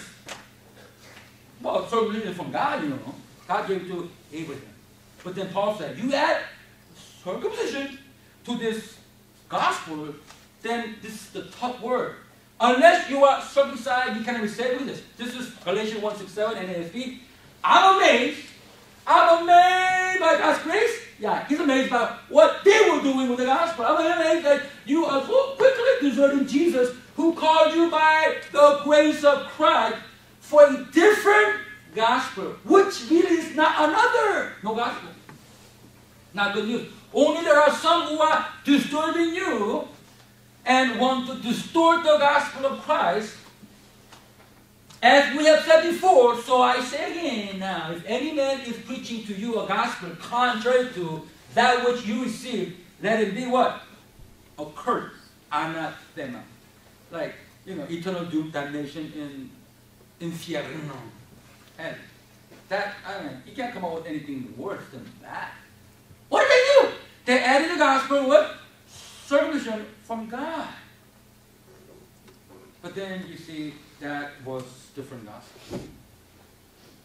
So believe Jesus and do good works to be saved. Then the same thing. You believe Jesus, you believe Mary. Same thing. You see, when that happens, Mary loses her role. It's like this. Cereal is good, and Coca-Cola is good. When you add it together, I can eat this stuff, Yeah, both have roles. Cereal for take the hunger away and for breakfast, and Coca-Cola to take the punch it first. But both good things when you add it, they're not good. They both lose their role. Something like that. Now again, this is a very harsh word. Difficult word, but he said it. Different gospel for adding work to salvation. Now, to appreciate what Paul says here, number 4, to appreciate what Paul says here, it would be helpful to compare two Greek words that in English means the same. So, English is the same word, different, but it comes to two Greek words that actually do not mean the same thing. Okay, so this is something about translation. Now, the word is, one word you already know, like heterosexual and homosexual, that word. Yeah, what's the English word? Heterology? No, that's well, yeah, so the first part, the heteros. Well, that's English. I mean, heteros. That's the Greek word, heteros. That's where we get the heterosexual. Refers to another of a different kind, apple and orange. So, they are another but of different kind, completely. Apple and orange, how do you use that term? That's That's not the same. It's apples to orange. You can't compare that to this. Like that. Okay? Difference of the different kind. I mean, another of a different kind. But the other word, allos, this means refers to another of the same kind. So, from this apple standpoint, is another apple. This one is okay. This is the difference we have among believers. This is not okay. This is hetero. Now, what word do you think was used to say other gospel, other spirit? This, allos, or hetero? I make a big deal, right? If it was allos, I can't really make a big deal. It is hetero. In both passages, heteros is used, meaning it is substantially different from the authentic gospel. 1 Corinthians 11:4 here, a different gospel, heteros is used. It is another of another type.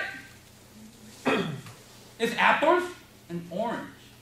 It's not another apple from the standpoint of an apple, but it's an apple, we're looking at orange. We're different. You are another of a different kind.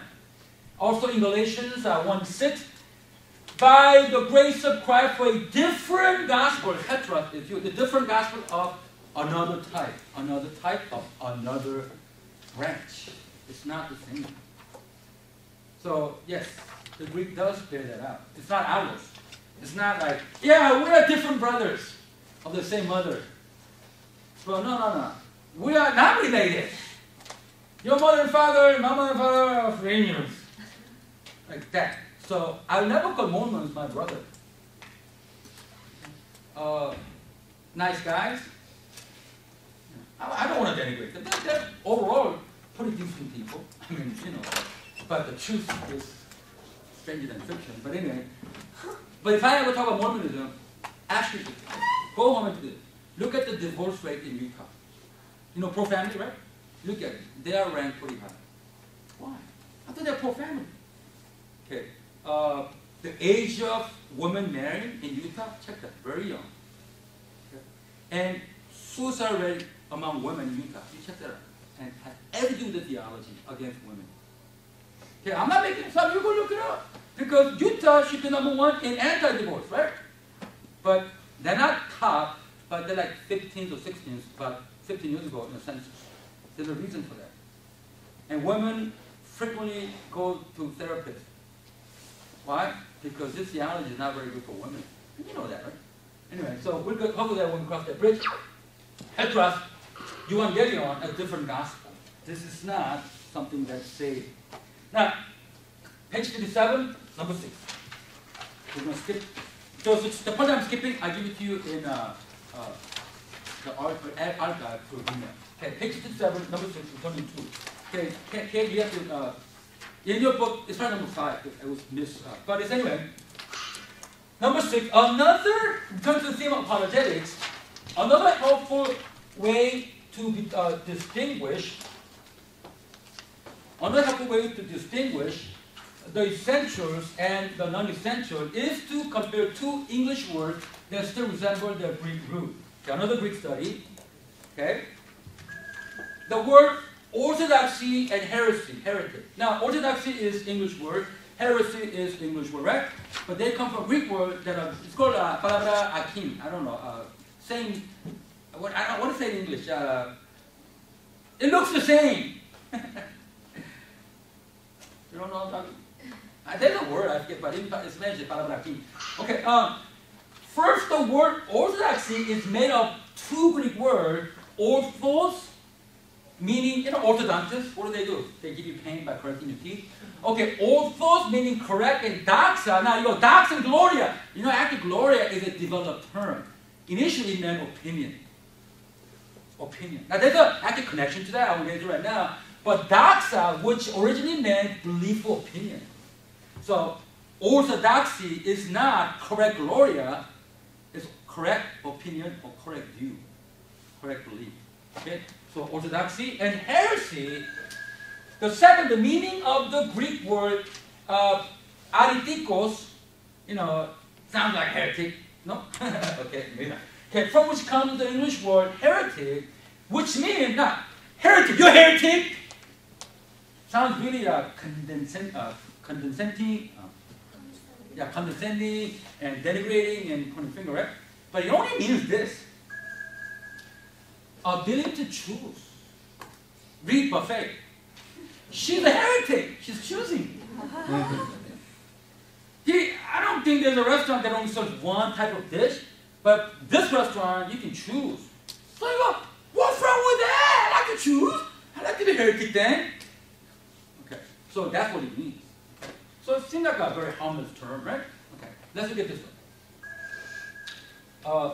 B, in view of this, with respect to essential doctrines, there is no option to choose. Instead, it's always a matter of first, recognizing the correct belief clearly delineated in the scripture, and two, accepting as the dogmatic truth. Now, when you extend it to everything, then you are fundamentalist. Everything is black and white. We're saying that there is black and white issue because it's very clear in the scriptures. So we can discuss everything, but ultimately it's unexplainable to human mind.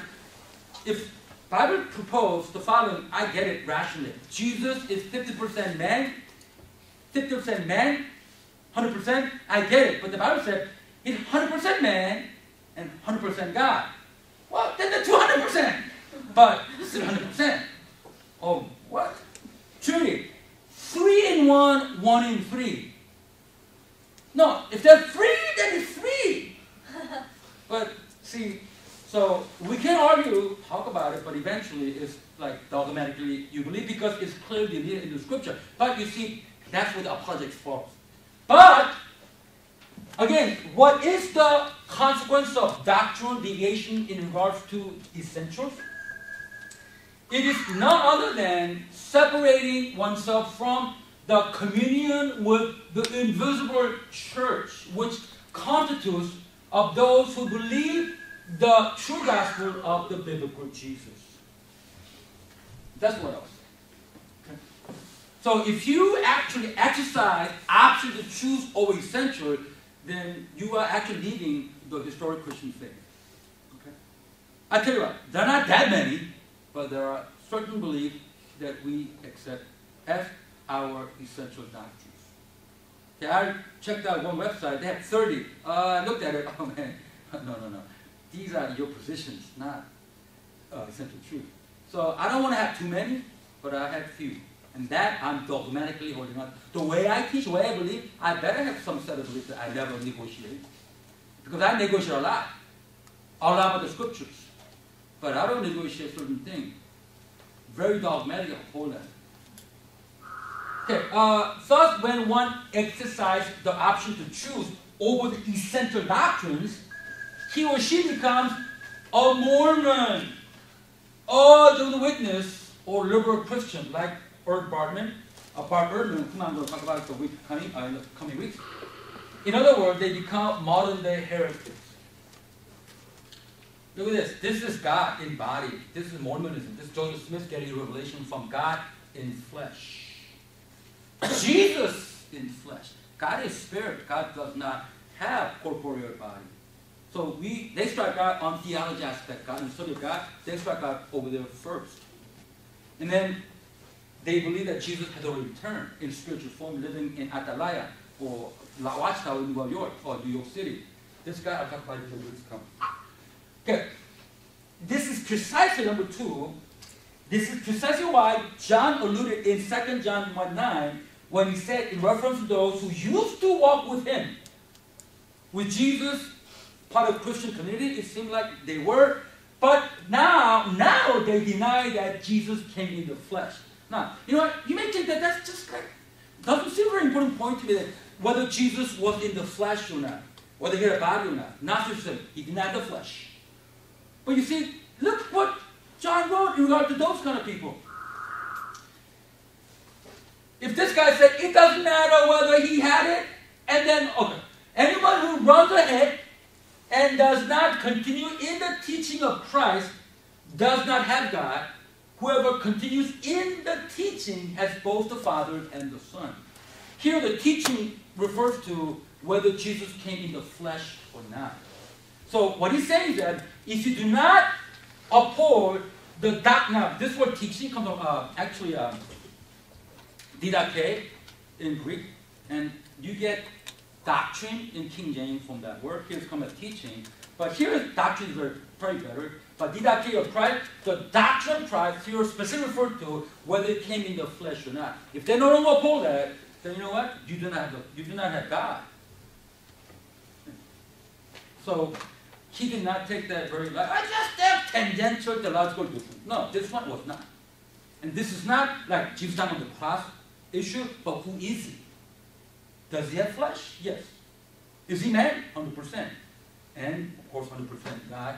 And in this case, if you are an Arminianist or you are Calvinist, it doesn't really matter whether you can lose it or you never had it, because clearly he doesn't have it right now, whether he lost it or not. That's how I resolve that issue. It doesn't really matter. It's like this. Boom! Car accident, right? And then the people bleeding. Let's discuss who was at fault. That's what we do. I think they're dying, man. Go save them first. Talk about why it happened later on. That's what we do. We discuss. Let's write a book about this. But they're dying. Save them, cry out now. Give them Jesus and talk about these issues later on. You understand? I mean, that was kind of like rude. May I explain? Do I explain myself? No, I learned that in English, Spanish. Because, do you understand? Do you understand? Like, and then they go, don't say that. Me explico? Do I explain myself? Oh, okay. Well, that's, yeah. So, do I explain myself? All right. In short, number 3, those who deviate from the essential doctrines of the Christian faith are no longer or never were brothers.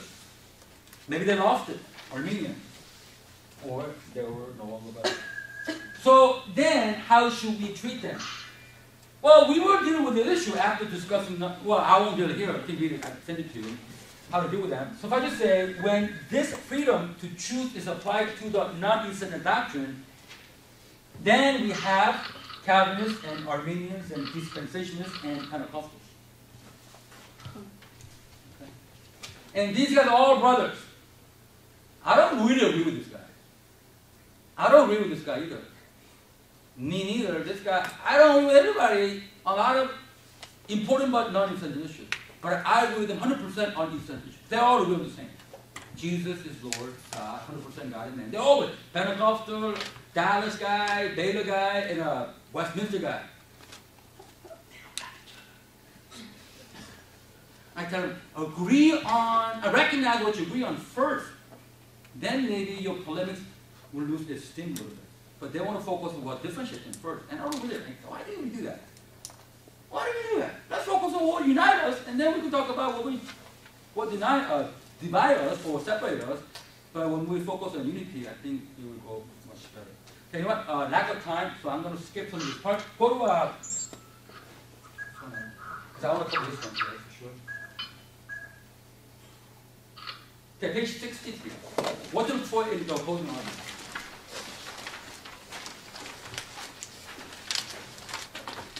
Okay, I'm going to go to about, now, you know what, you have to do this. You have to go to church today, okay? It's not church, it's Sunday school. I know a couple people are like, this is going to go long! Well, I didn't make up the hour. I was happy to be told I had that many hours. But let's go to church afterward, okay? Otherwise, I have to own my cash to come. Okay. Come on, change. Okay. This passage, they will pursue us until we have lured them away from the city. But they will say, they're running away from us as they did before. So when we flee from them, you have to rise up from ammunition and take the city. What is that? Is that some kind of military strategy? Yes! Relevancy, please. Well, does this passage seem like an odd choice to start off this chapter? For this was the military strategy used by the Israelites to defeat the army of Ai. Pictures from Jericho, though. Not really, because we also need an effective strategy to bring down the arguments of those who oppose the knowledge of God. Strategy. Now, the final section of this course deals with a very practical matter of what to look for in the opposing argument in order to demonstrate its fallacy. What to look for. That's what I'm interested in. Okay, what to look for. It is therefore quite instructive to be cognizant of different types of charges leveled against the Christian faith. I'm going to give you 4 types, okay? There may be more, but I think these are major 4 types that I have seen in my studies. Okay, number 1, types of argument leveled against the Christian faith. In short, there are 4 distinctive approaches in 2 broad categories through which the opponents of the Christian faith attempt to discredit it. The first category, okay, so 4 and faith. Letter A, the first category has to do with the manner in which the biblical text is handled. The mandate, so they actually deal with the text itself, Bible.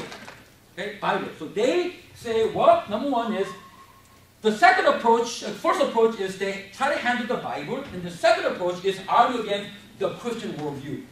So when they do this, they don't really go after verses for the text, but they go with the Christian worldview. Okay, to frame their accusations, each of them follow a 2-step argument. Obviously, they declare that Christian positions and arguments are without any merit because they suffer from the following maladies. Number 1, lack of credible evidences. Relentless. Irrational, what they say. Of course, to the naysayer, the Bible does not count as a credible source. Okay? Now, I'm talking about worldview. People who oppose worldview, Christian worldview, then Bible is not very effective. But text, when they deal with text, for example, when the proponents will say, okay, use the Bible, then that's really good for me. Then, okay, use the Bible as a means of authority, then let's look at it. So actually very good. Okay. Badly flawed with inconsistent, contradictory, and artificial reasoning.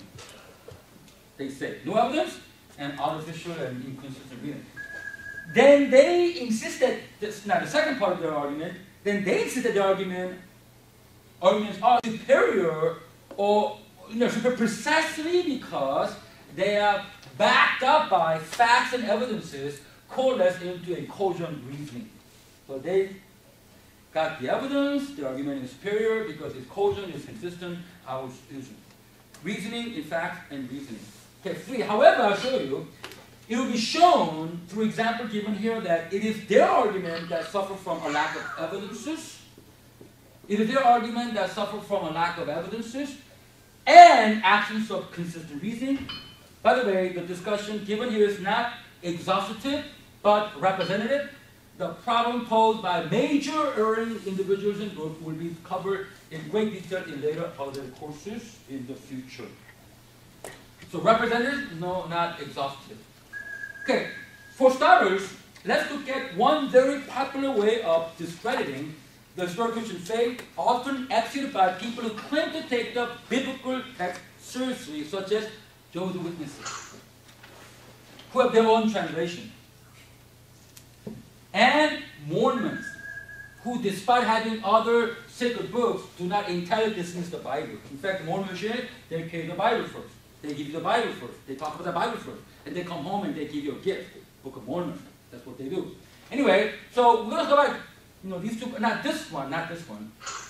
Now, number 1, their method is radically interpreting the Bible in such a way that the outcome corresponds with their theological views, which differ substantially from the historic Christianity in the essential area. So Baptists and Methodists, non-essential areas, but we're talking about essential areas. Of all the spheres of apologetics, this may be the least popular. Mainly because it is not always clear what the differences are. At least in comparison to the obvious differences. Like, for example, I keep bringing up this issue, but don't think that I'm preoccupied with it. Mormons, they're opposed to homosexuality. Or they're against abortion. Things like that. So what's the difference, I mean, those are very wonderful positions. And mainly because it is not always clear what the differences are, at least in comparison to obvious differences between Christianity and world religions. The degree of difficulty in handling the errors of cause perhaps is not as great as dealing with, for instance, speculative arguments of Mr. Dawkins, but with groups like the Witnesses, some understanding of Greek is necessary because they always use Greek grammar to advance their points. That's why I taught Greek in in Mexico, I mean, I'm a native-born Korean guy who Koreans learn English, who taught Greek and Spanish. That's why I couldn't do it. I do this, right? For 3 years. Why? Because of practicality of knowing Greek. Because they always use bad Greek. Bad Greek? But it's Greek on the list. And like, what? And so that's why we did that. Okay. So then, number 2. So then, what are some of the theological points that radically differ from the historic Christian faith? There are many. For they deny the Trinity, the person of the Holy Spirit, to them is it, not he, and the existence of hell, just to name a few. Jehovah's Witnesses do not believe in hell. They think that's a concept from the devil. One other substantial differences is their view on Jesus Christ. To them, Jesus is a created being, has a point of definite departure, with a definite beginning. To them, he is a created being with a definite beginning. He may be eternal now, but he had a beginning. At this point in time, oh, that's what I thought. Okay, now, you know what? See, that is getting at the nature of Christ. And that, believe me, is an essential issue. Their view is quite similar to the doctrinal view held by Arius of Alexandria in the 4th century AD that was, I was seen earlier, but I haven't covered it yet, almost unanimously rejected at the Nicene Council in 325. I will talk about that next week. So this issue was dealt with in year 325, his essence and his existence, that he has no beginning, he is from the past without beginning, and is forever eternal. Basically, that's the view, but we'll go over that next week. But Arius believed something that was not like that. He believed that Christ was a being created out of nothing, ex nihilo, subordinate to the Father and of a different essence from the Father. I mean, he was a presbyter of Alexandria, and he shouldn't rational about this, but this is what he came up with. Jesus was not the same as God. He is definitely an important deity, but he's not like equal as God the Father. He was created. Thus, he was not co-equal, co-eternal, or co-substantial with the Father. Yes, I will finish this, but I'll go as far as I can. God the Father equals Jesus the Son? Oh, no way. Henceforth, the Jehovah's Witness needed to present Jesus as less important than God the Father. Therefore, in their own version called New World Translation of the Holy Scripture, they depict Christ as what? A God. Now, I'll end with this, and then I'll cover this one next week. So, a God. Now, this is the translation. I got their book, so I got this verse right from their book. For instance, John 1:1 of this translation, they use their own translation, world translation. In the beginning, the Word was, and the Word was with God, and the Word was a God. Okay, do you have a problem with that? Yeah, I say different Jesus, different gospel. Do not say. But you see, they have a Greek on this side. He said. Notice that at the end of this verse, the word Jesus is rendered as a God, meaning less than God the Father, which they justify in the following manner. And I give you this much, so you can come back next week. Because now I'm going to make it over. Oh, it's a God! And I'm checking to tell us why this isn't correct. Because the Greek seems to be saying so. Okay, this is Greek. Since the definite article does not appear before the Greek word God, this should be translated as a God. Now, this is the Greek. And I end with this. Okay, we're dealing with this one. Theos ein ho logos.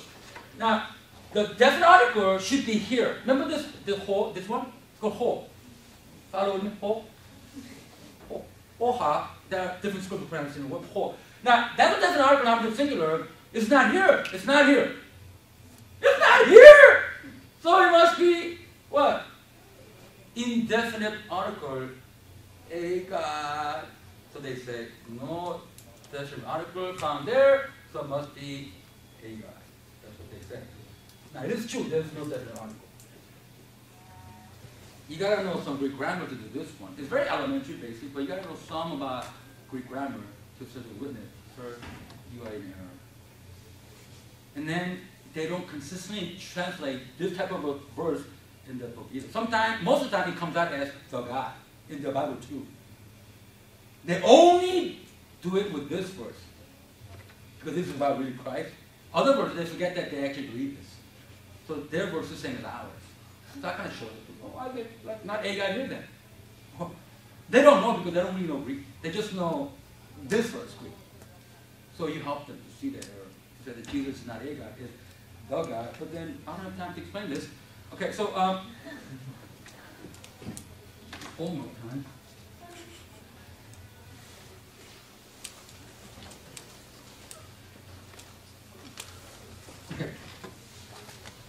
Okay, complete the questions and let's discussion. Let's discuss. Okay. Number 5. Okay, if you don't write it down, that's fine. I will send it to you. Okay, so anyway, but if you want to write it down, 5, 19 to 21, and 23. If there's some things I didn't cover, then leave it alone. I don't know right now which one is not covered. You know, there's one section I didn't cover today. So 5, 19, 21, 23. Okay, and then memorize 1 Peter 3:15 right here. And pray daily for the following. Okay, think of someone in your life who needs the Lord. Rather pray for that person on the bottom of page 22, then start praying for that person honestly this week. And I'm going to ask you, one of you guys, read that prayer in the coming week. So, you know, hold in your Bible. So, 2 things. So, do this, and do that. And I'm going to say to the entirety of the teaching, you have to read it one more time. I know I gave you a lot of stuff. Please do that, yes. Okay?